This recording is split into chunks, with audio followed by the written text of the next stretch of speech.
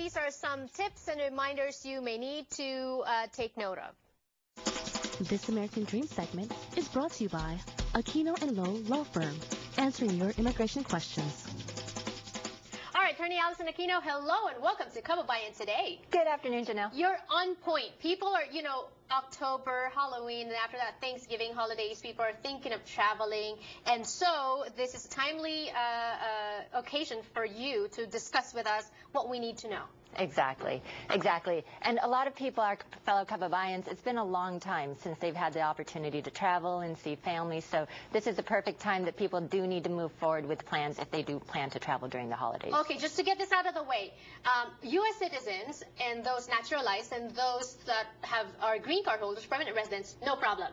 No problem at all. Okay. Naturally, if you're a green card holder, make sure you have a valid green card. Although if you don't happen to have a valid green card, you can go ahead and apply in order to get a new one, and that way you can travel right away. Okay, now, for those with student visa, work visa, other kinds of visa, they're not permanent residents, not green card holders, not U.S. citizens, what do they need to know? Well, as far as those that you just mentioned, those with temporary visas, those individuals do need to make sure that before they travel, they understand that if they don't have the actual visa on their passport, that they will need to go to the U.S. Embassy during their trip overseas before being able to, because they have to obtain the visa onto their passport, and only then can they travel into the United States. Okay. Another question is really as far as those who don't have any type of status here in the United States. So really the big concern are those who are waiting for their green cards, or those, for example, who have been approved for deferred action. Okay, let's talk about DACA. Who is eligible to apply when it comes to for people that have been approved for deferred action? How long do they need to wait for this? Well, as far as DACA is concerned and the ability to travel, the first thing that people need to realize is that only those that have been approved for deferred action, or DACA, only those that have actually been approved are eligible to apply for and obtain the advanced parole travel document. Okay. Which differs from those who are applying based on having a pending application for adjustment of status. Okay. So the individuals, first of all, that are eligible are those who, any individual who has an adjustment of status pending with the Immigration Service is eligible to obtain advanced parole. Okay. And this is a concern for a lot of people, or a misconception that a lot of people had.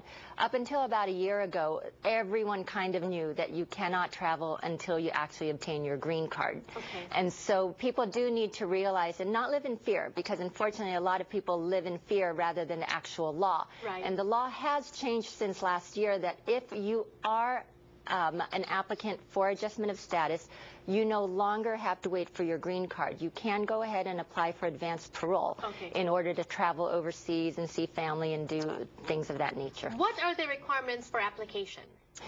So those who are applying based on adjustment, well, actually, those who are applying, the law is the same, that you need to have a humanitarian purpose or a significant public interest in order to apply, or in order to be granted. Okay. The way immigration applies the law, however, is very different from those who apply based on adjustment versus those who apply based on deferred action. Okay. So even though there is a requirement under the law to have this urgent or compelling significant need, for those who are applying under adjustment, the way immigration applies the law is very broadly. So really, if you have any reason for traveling, even if it's just for a pleasure trip or a vacation or just to go see your family during the holidays, that is a sufficient reason to apply and be granted advanced parole under adjustment. What are the numbers in terms of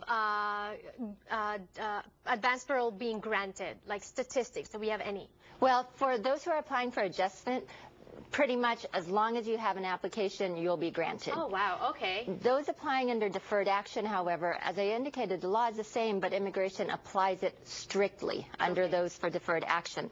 So for those applying under deferred action, the rate of approval is very small because the immigration requires a lot of things in order to be eligible to obtain advanced parole.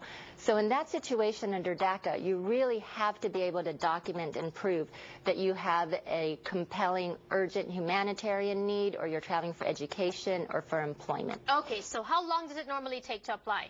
The normal process is about 2 months right now, and so that's why this is important that people need to move forward immediately. However, there are ways in which to expedite an application. And so if you can document that the delay was not caused by your own fault, for example, and that you really need to travel immediately, say, for example, you have a family member who's very, very ill, then you can go ahead and request expediting, and it can pretty much be approved within a week or so. Oh, wow. And when it's expedited and when it's received, how long is it for? Is it one single entry, multiple, and is there an expiration period? So as far as those who obtain it under adjustment, generally immigration issues it for about a year to 2 years, multiple entry. Oh, good. So you can travel as often as you want during that validity period.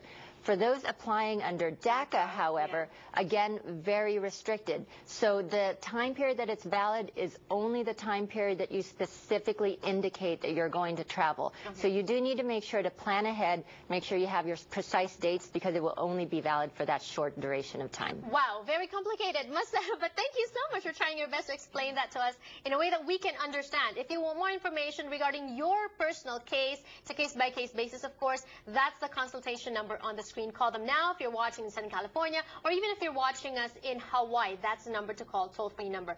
Thank you, and more power to you. Thank you, Janelle. Entertainment still to come when we return. Don't go away.